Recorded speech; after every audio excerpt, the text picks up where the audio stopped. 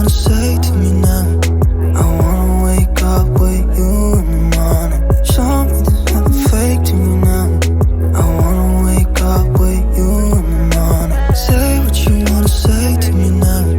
I wanna wake up with you in the morning. Show me there's nothing fake to me now. I wanna wake up with you in the morning. Turn this room, turn it to an ocean. Let me float around. Eyes closed, like we're dreaming even when we're not. You and me got a whole other meaning, I don't know how.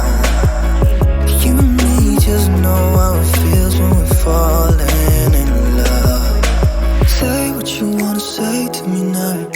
I wanna wake up with you in the morning. Show me there's nothing fake to me now. I wanna wake up with you in the morning. Say what you wanna say to me now. I wanna wake up with you in the morning. Show me there's nothing fake to me now. I wanna wake up with you in the morning. We can do nothing at all. So what? If you're stupid then you know there's nothing wrong. You and me got a whole lot of meaning, I don't know how. You and me just know how it feels when we're falling in love. Say what you wanna say to me now. I wanna wake up with you in the morning. Show me there's nothing fake to me now. I wanna wake up with you in the morning. Say what you wanna say to me now. I wanna wake up with you in the morning. Show me there's nothing fake to me now. I wanna wake up with you in the morning. Reviews right now. Freak the Mighty is this kid is about we have Max, who is this big kid right here. He's like 6'6" or something, and he's like not even a teenager yet. And then his friend Freak um, is like really tiny, and they get a friendship, and it's just their shenanigans. And this made me tear up. It was also a short read. I never read it when I was in elementary school, but Julian did, and he wanted to read it again. So this was one of our picks to read together. And now we have Harry Potter and the Sorcerer's Stone.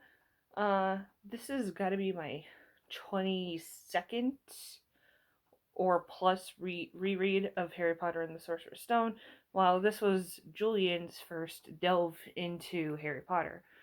So I kind of just, I didn't fully read through it because I kind of know what's going to happen, but I had fun discussing it with him. It was really a good time, and for the rest of the year, or for the next couple of months, we're going to be reading all the Harry Potter books, and then eventually watch the films to compare them. And because I'm a big Harry Potter fan, I grew up on it. Granted, I know J.K. Rowling's very controversial now, but still, the story is very solid. So we read Harry Potter and the Sorcerer's Stone, and then I read one of my absolute favorite memoirs by one of my favorite actors. I'm a huge Breaking Bad fan, and I've watched this series at least 4 times through.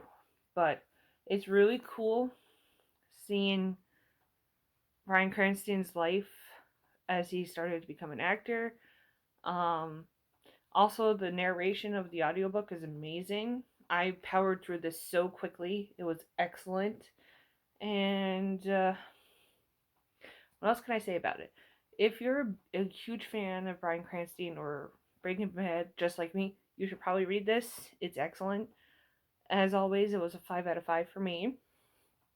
Then, after I did my buddy reads, I picked up to taught if to be taught if fortunate.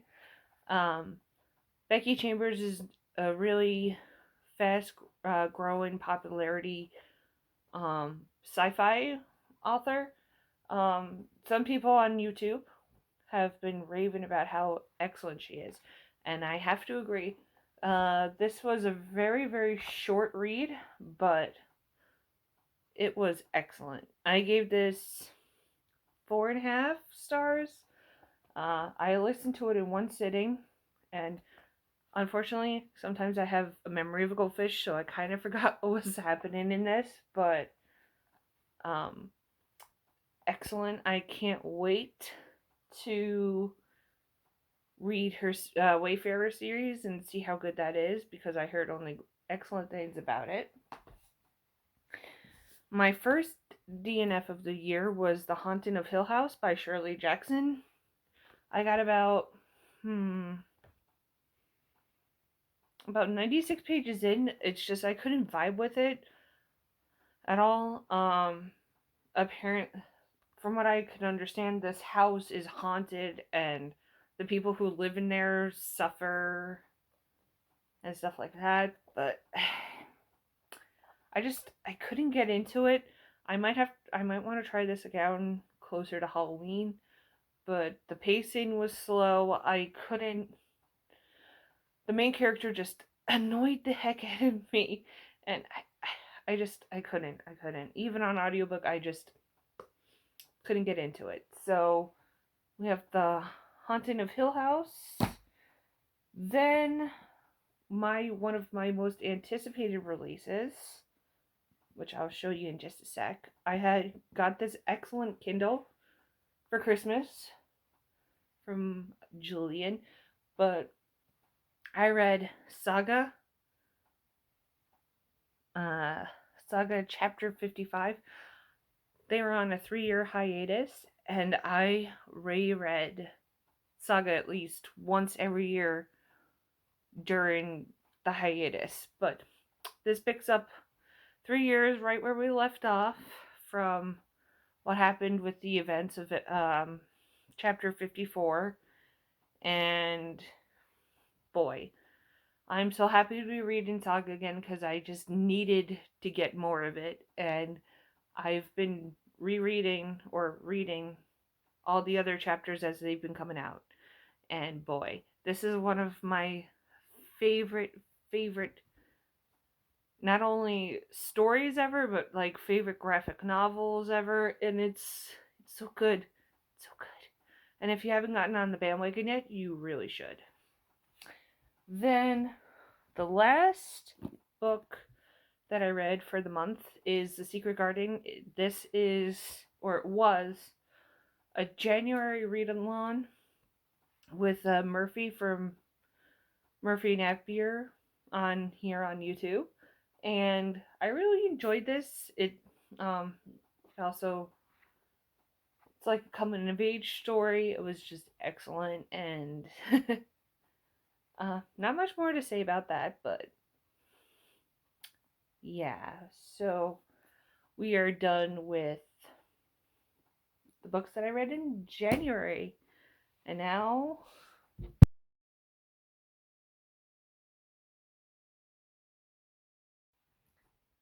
so these are the books that I read in February. I read 8, so I'm going to start with the first book that I read for February. I started this the end of January, which is The Invisible Life of Addie LaRue.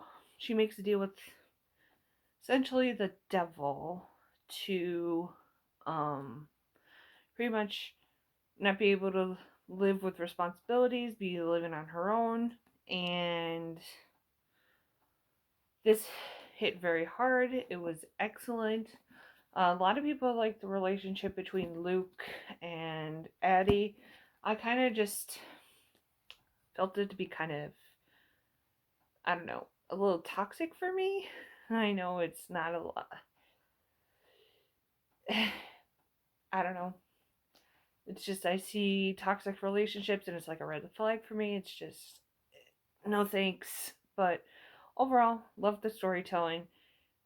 At parts, this felt a little bit too long, but I gave this a solid 3 out of 5 stars, or 3.5 stars, but this has been going all around BookTube and all around the internet since it came out.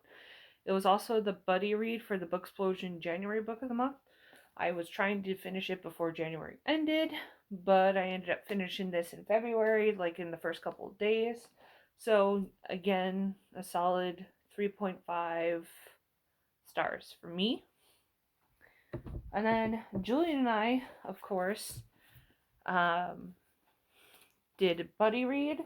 So we read 6 books together because over a matter of a month, which was crazy. But um, he wanted to start the Fazbear Fright series, but I couldn't get into the written novel. So luckily at work they were selling these wonderful Fazbear Frights graphic novels, which we have here: The Silver Eyes, The Twisted Ones, and The Fourth Closet. We picked these up and we finished these within 3 days or so. This is the spin-off of the game series, which I never played at all, so it was kind of a hit or miss for me, but the illustrations are gorgeous, which are kind of cool, but they were excellent. I definitely enjoyed these as much as I could. I definitely want to play through the games and try to understand more what's going on, because I was completely confused. Luckily, Julian was there to help explain what was going on. Then, of course, since we read the first book in January, so of course we had to read the second, which is Harry Potter and the Chamber of Secrets, which is, I hate to say it, it's my least favorite out of the whole entire series, but still, an important novel in the whole series as a whole. But even Julian was kind of bored with this one, but we read it, and always I gave this a 4.5 stars when usually I used to give it 5 stars, but so overall really good. I don't think I really need to explain about what happens in Harry Potter because mostly everybody knows. Then, on a whim, I saw this trailer on YouTube because I was just scrolling through YouTube, minding my own business, and I wanted to watch the movie Old, which is based off the graphic novel, Sandcastle, which is a very morbid, weird story where basically people get trapped on an island, and they basically age very quickly, to the point of where you die very quickly as well. And I watched the movie after reading this, and then Julian watched the movie, and then he read this, and he's like, damn, this is really morbid. And I was like, yeah. And it's also, very fast paced. The art style is a little hard to get past, but, it's pretty cool. It's a very unique read. I've never read anything like it before, but I've been trying to read a lot more graphic novels and a lot more manga and stuff. So this is definitely one of, not a new favorite, but it's definitely an excellent story. But yeah, this was a 4-star read for me. Like, it was very good, very good. Then one of our other books that we read for our buddy read is Unwind, which is the first book in the Unwind dystology. And it's basically, in America there was another civil war over abortion, and there were some people on one side that said, oh no, abortion can't happen, and then some people were like, well, it should be the person's choice. So they end up compromising, and they came up with the term unwind, which is basically um, kids from basically birth to 18 are kept alive under the pretenses like if you don't want to keep your child anymore, you could basically use your child for body parts and help for like transplants and stuff, which is very messed up. And then there's some people that just have children to unwind them. And then also, if you don't want a child, you could basically leave a newborn baby on somebody's doorstep. And since the newborn baby was left on the doorstep, you can basically, that person that lives in that house is now legally bound to take care of that baby because it was left on the doorstep. This is a very twisted dystopian, and um, I would say don't pick it up unless you like just look at the content warnings and all that stuff. If yeah, if it's not for you. So we read Unwind. And then the last book that I read is I got on my handy dandy Kindle here. Oops. um I read Saga 56 because like I said, they finally came back from hiatus in January, and I pre-ordered this, and the day that it came out at like 12 p.m., I read it, and boy, this story is just getting better and better. I absolutely adore it, and um, there's not much to say because this is issue or chapter 56. Like you should really read the series first before you know what's going on. But every installment of this series just gets better and better. So, yeah.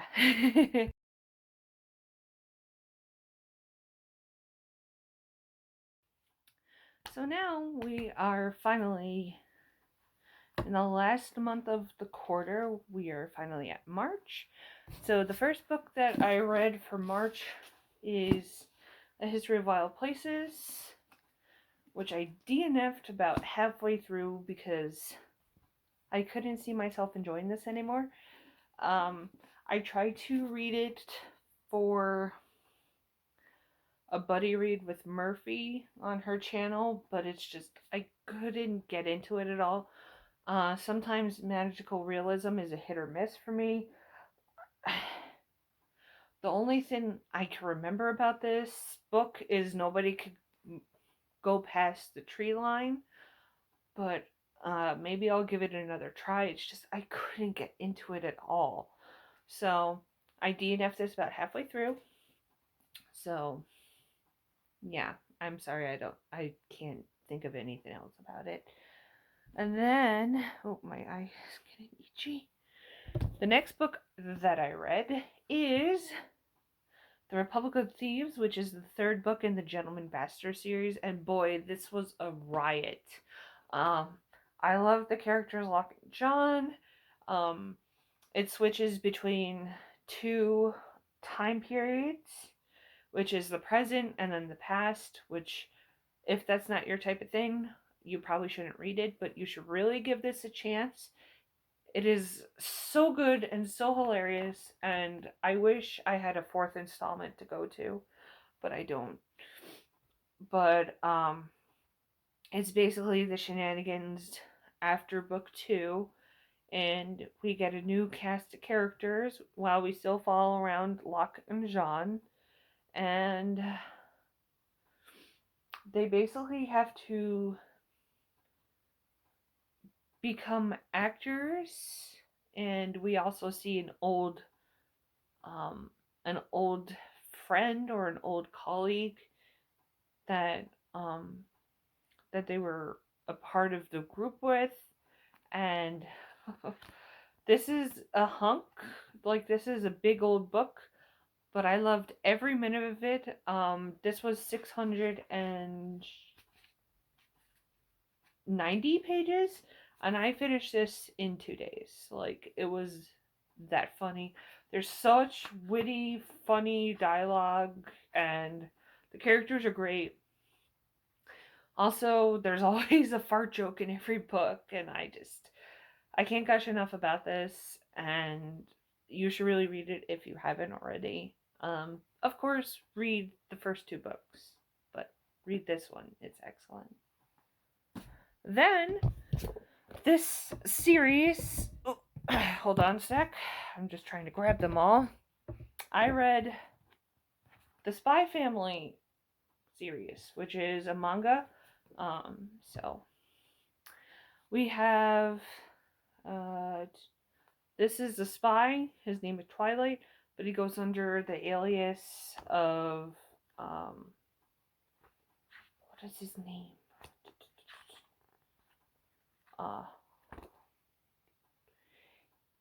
So our master spy, Twilight, adopts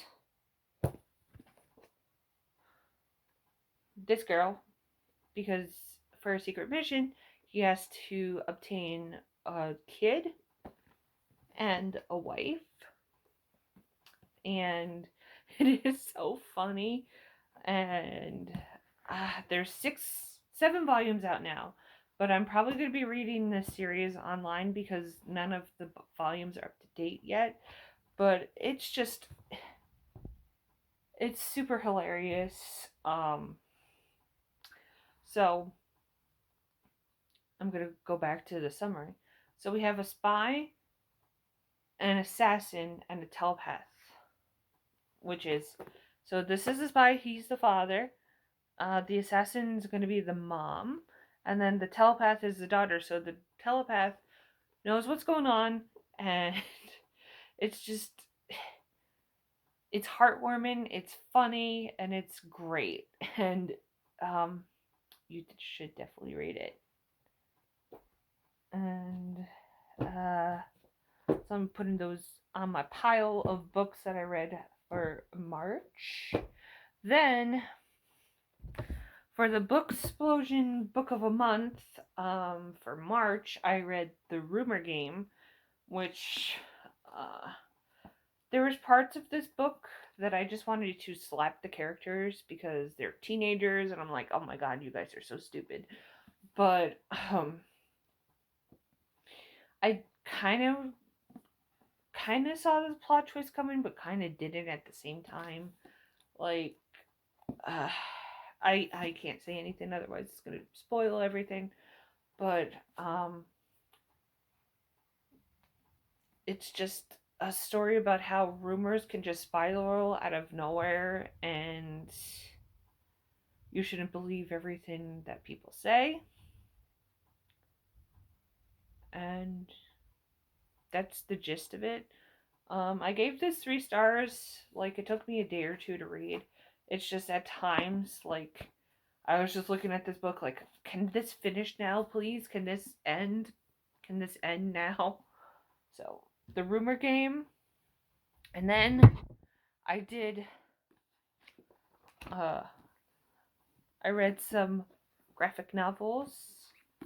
I read Heartstopper Volume 4, which is excellent. I can't wait for the next one to come out.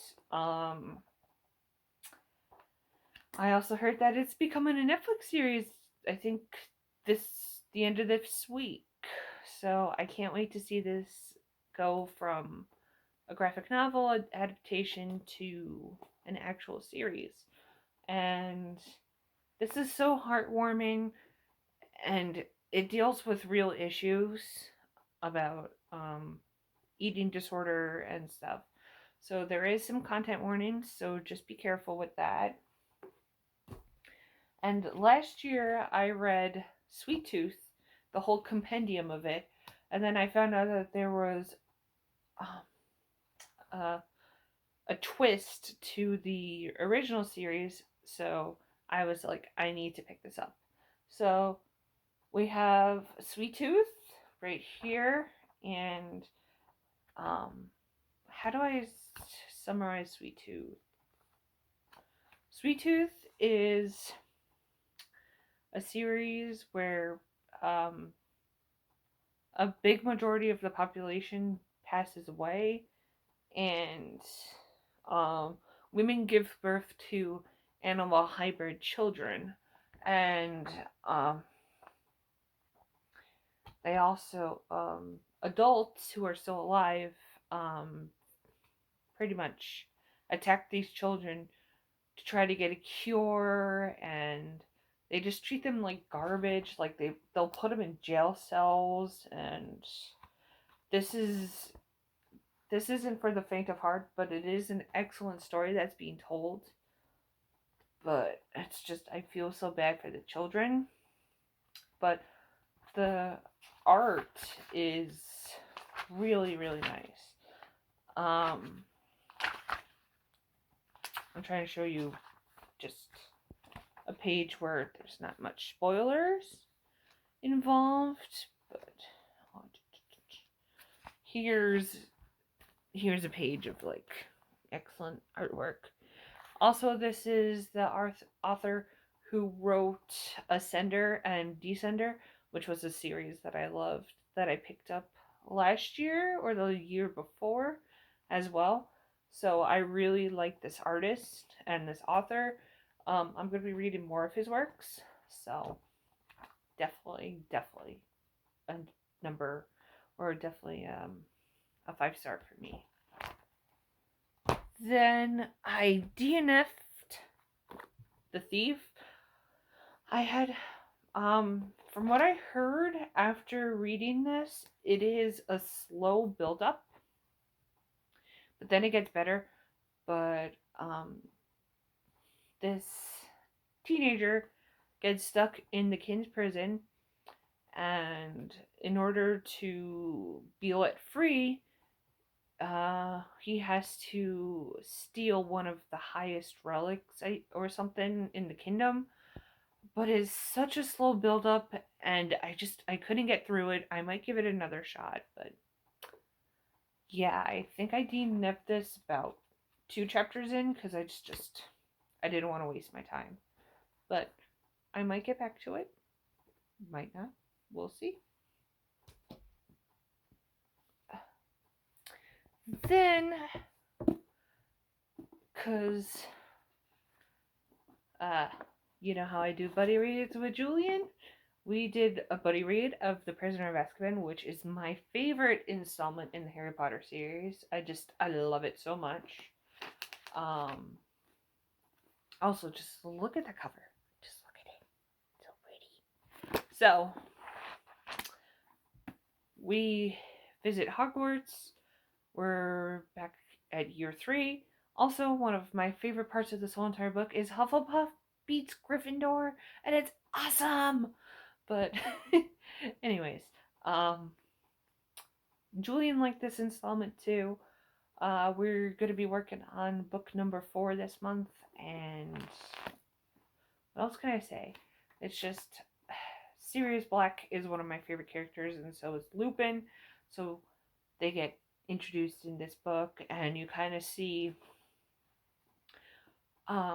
who had a hand in killing Harry's parents, and who's Harry's godfather, and this is, time travel is also introduced too, which is one of the things.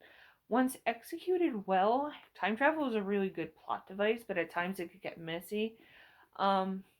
This is the only Harry Potter installment other than book 8, which some people don't even consider canon,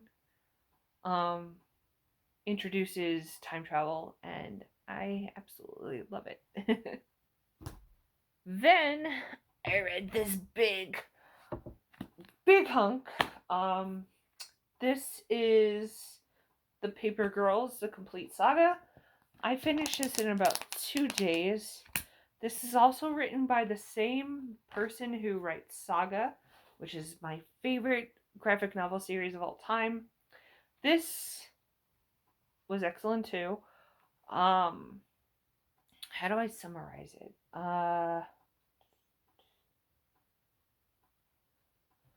So basically, this is a suburban drama with the supernatural and, of course, time travel.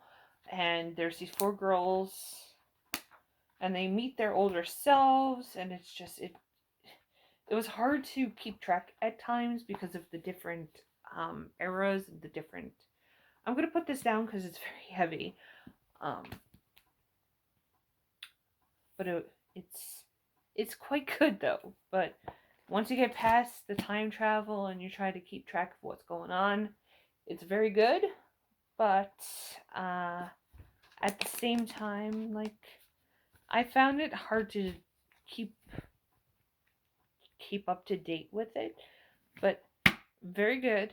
I gave it a 4-star because there were some moments that I was just super confused, but this is excellent. And it's also, I think, a YA. It's not an adult series per se. It's like for young adults.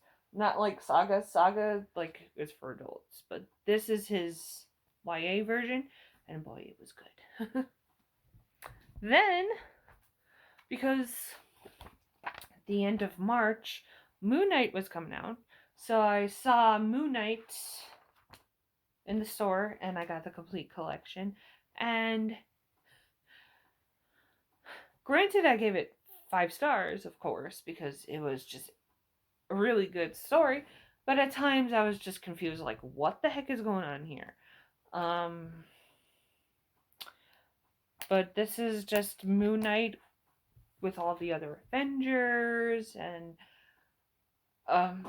right now this is a separate entity from the show, from what I can tell. There's only 3 episodes out of the first of the show right now, when there's supposed to be 6 or 8, but it's kind of interesting to see where Moon Knight got his start. And then you see a bunch of different Avengers on the back here, and then this is the front. But this was an excellent, excellent Marvel to read. Then I picked up the book XOXO, which read like a K-drama, and it was excellent. It made me just want to watch a K-drama. Basically, girl meets boy. Boy is international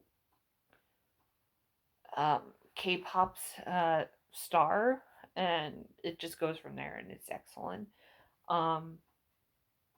Then I also tried to read for a challenge. I tried to read Rich People Things, where an author shared the same initials as you, and I tried it. I DNF'd it about a couple pages in because it was about economics, and I'm just like, nope, that's not my wheelhouse. I can't read that.